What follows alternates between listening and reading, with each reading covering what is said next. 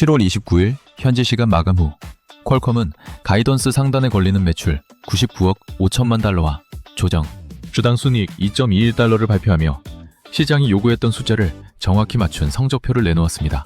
그런데 정규장에서 이미 4.49% 빠졌던 주가는 실적 발표 직후 시간외 거래에서 다시 7% 안팎 추가로 더 빠지며 144달러 선까지 밀려났습니다.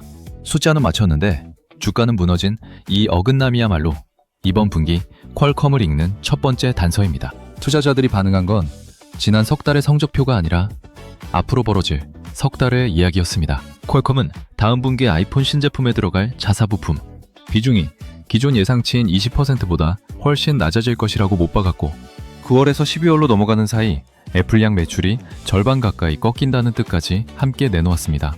애플은 자체 설계 모뎀 칩으로의 전환을 원래 계획보다 앞당기고 있고 퀄컴 최고 경영자 크리스티아노 아몬은 실적 발표 직후 애플 관련 매출 감소 속도가 예상보다 빨라질 것이라고 직접 밝혔습니다. 2019년 두 회사가 오랜 특허 소송을 끝내며 맺은 라이선스 계약 덕분에 로열티 수익 자체는 당분간 유지되지만 부품을 실제로 공급하는 축 하나는 지금 이 순간에도 눈앞에서 끊어지고 있는 셈입니다. 공교롭게도 퀄컴이 반도체를 위탁 생산하는 대만 TSMC 역시 전 세계 주문을 다 소화하지 못할 만큼 공급이 빠듯한 상태라 애플과의 이별이 퀄컴 쪽의 여유로 이어지지도 않는다는 점이 이 상황을 더 냉정하게 만듭니다.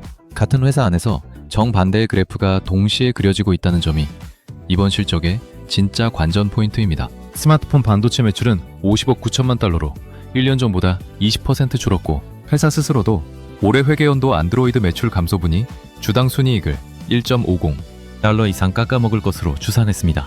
반면 자동차 부문 매출은 15억 9천만 달러를 찍으며 61% 급증해 역대 최고 기록을 새로 썼고 회사는 이 기세를 반영해 자동차 부문 연환산 매출 목표를 기존 60억 달러에서 70억 달러로 올려잡았습니다.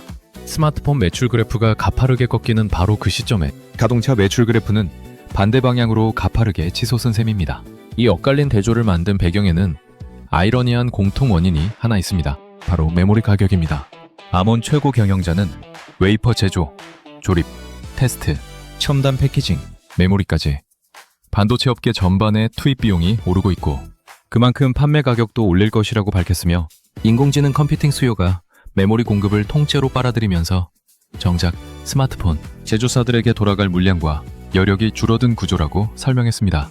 한 반도체 담당 애널리스트는 이런 상황을 두고 메모리 가격이 오르는 와중에 인공지능이 남은 물량을 다 빨아들이고 있어 스마트폰 업체들에게 돌아갈 몫이 거의 남지 않았고 그 결과 스마트폰 출하량 자체가 마이너스로 돌아섰다고 진단하기도 했습니다. 스마트폰 시장을 갉아먹는 바로 그 메모리 품귀 현상이 퀄컴에게는 공급망 전반의 가격 인상을 정당화하는 명분이자 향후 매출 총이익률 개선의 발판으로 작용할 것으로 회사는 내다봤습니다. 위기의 원인과 기회의 원인이 같은 자리에서 태어난 셈입니다. 소비자들 역시 스마트폰 가격이 오르자 최상위 프리미엄 모델 대신 중저가 라인이나 이전 세대 제품으로 눈을 돌리는 구매 패턴 변화를 보였고 회사 스스로도 예상과 다른 제품 구성 변화가 나타났다고 인정하며 이 역시 수익성에 압박을 더했다고 밝혔습니다. 이런 흐름 속에서 퀄컴이 던진 승부수는 데이터 센터입니다. 아몬 최고 경영자는 실적 발표 자리에서 애플에서 빠져나가는 매출을 사실상 데이터 센터 사업으로 대체하고 있다고 밝혔습니다. 인공지능 추론에 특화된 AI200과 AI250 칩을 앞세워 하이퍼스케일러 두 곳과 맞춤형 실리콘 공급 계약을 체결했고 관련 매출이 12월 분기부터 실제로 잡히기 시작합니다. 회사는 2027 회계연도까지 데이터 센터 매출 50억 달러, 2029 회계연도까지는 150억 달러를 목표로 걸었고 자동차와 사물 인터넷을 더한 전체 비스마트폰 매출 목표는 기존의 2배인 400억 달러로 새로 설정했습니다.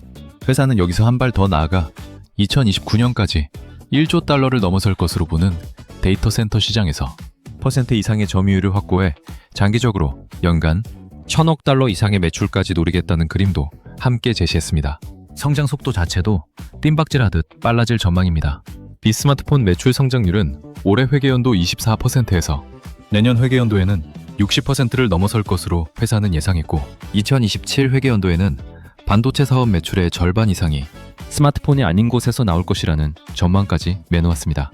다만 중국 스마트폰 시장에 대해서는 다소 결이 다른 신호도 함께 내놓았는데 회사는 중국 제조사들의 재고 조정이 이번 3분기에 바닥을 통과했고 4분기부터는 두 자릿수대 순차 성장으로 돌아설 것이라는 기존 판단을 재확인했습니다. 4분기 가이던스는 매출 97억 달러에서 105억 달러 조정, 주당 순이 2.05달러에서 2.25달러 사이로 제시됐고 반도체 사업 매출은 84억 달러에서 90억 달러 구간으로 예고됐습니다. 이번 분기 회사는 자사주 매입과 배당을 합쳐 23억 달러를 주주에게 돌려주며 주주 환원 기조도 그대로 이어갔지만 정작 내부자들의 거래 내역을 보면 최근 여러 건의 매도가 매수보다 많았다는 점도 함께 눈에 띕니다. 골드만삭스는 실적 발표 직후 목표 주가 180달러와 함께 중립 의견을 유지했고 향후 몇 분기 동안 가격 인상분이 계약과 제품 주기에 반영되면서 매출 총이익률이 점진적으로 개선될 것이라는 회사 측 설명에는 무게를 실었지만 지금 당장 등급을 올릴 만큼의 확신까지는 아니라는 선을 그었습니다. 데이터 센터 매출을 실제로 밀어올릴 재료도 이미 준비되어 있습니다. 회사는 지난해 인수한 반도체 설계업체 알파웨이브를 자사 데이터 센터 사업에 통합하는 작업을 진행 중이고 이를 발판 삼아 하이퍼스케일러들에게 맞춤형 실리콘을 공급하는 계약을 늘려가겠다는 방향을 재확인했습니다. 자동차 부문에서도 다음 세대 스냅드래곤 디지털 셰시가 이번 회계연도 안에 출시될 예정이라 자율주행과 차량용, 인공지능 수요를 등에 업은 성장세가 단기 이벤트에 그치지 않을 것이라는 근거로 제시됐습니다. 라이선스 사업인 QTL은 매출 12억 8천만 달러로 1년 전보다 3% 줄었지만 새 전이익률은 69%를 그대로 지켜내며 부품 공급이 흔들리는 와중에도 로열티라는 축만큼은 여전히 가장 안정적인 수익원으로 남아있다는 점을 보여줬습니다. 퀄컴 최고 경영자 크리스티아노 아모는 올해 초 스페인 바르셀로나에서 열린 세계 최대 통신 박람회 무대에서도 아직 상용화조차 되지 않은 6세대 이동통신을 두고 단순한 통신 규격이 아니라 인공지능 혁명을 완성할 마지막 퍼즐로 규정한 바 있습니다. 스마트폰이라는 본진에서 물러나면서도 통신 표준의 다음 판까지 미리 설계해두겠다는 야심을 이번 3분기 숫자들이 뒤늦게 증명해준 셈입니다.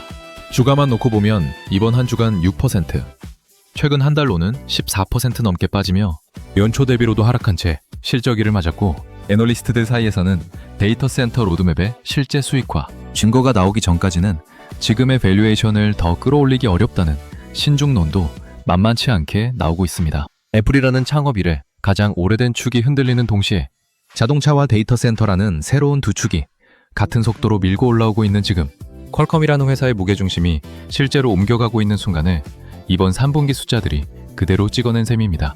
2027 회계연도 반도체 매출의 절반 이상이 스마트폰이 아닌 곳에서 나온다는 그 한 줄의 전망이 지금 이 순간 퀄컴이라는 회사가 어디를 향해 가고 있는지를 가장 정확하게 말해주고 있습니다.